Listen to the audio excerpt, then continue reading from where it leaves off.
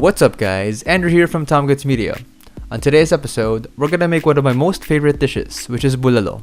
It's gonna be super simple, so stay tuned till the end to see how my cholesterol skyrocketed after this meal. I've got here some beautiful beef shanks to make bulalo.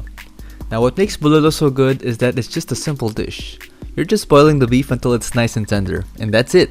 But what makes it special is that all that bone marrow you get in the middle, which is basically a stroke waiting to happen. But you know what?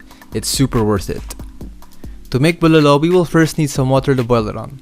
Now we could just boil it like this and tenderize the beef and call it a day. But of course we're gonna need to flavor the water. In 5 cups of water, I'm adding 1/3 cup of fish sauce, a tablespoon of salt, and my favorite ingredients, which are onions, garlic, black pepper, and bay leaves.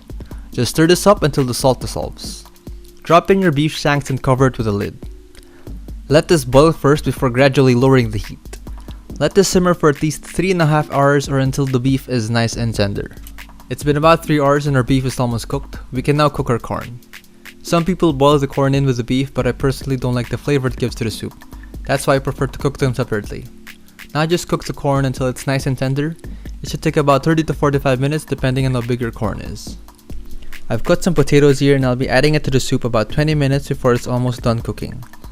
Now that the potatoes are cooked, I remove the beef first before adding the napa cabbage so that I don't break the meat while mixing it into the soup. Just cook the cabbage for about 5 minutes or until it's nice and wilted.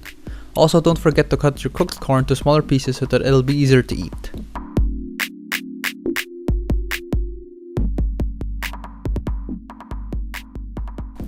Now it's time for the taste test. If you think I was gonna eat all of this, you're not crazy to think that. I definitely would, but I have to share this, so I got myself a portion. The perfect condiment for this dish is inspired by my girlfriend's parents because they eat nilaga with fish sauce and calamansi, and I did the same. You should too honestly when eating anything. Grab a piece of that beef, get a tiny spoon, and scoop out some of that bone marrow. Now just put everything in one bite and don't forget the sauce. And just die. Now this is an accurate representation of what I was seeing when I took a bite. So please try this at your own risk. Oh, and I'm back to life.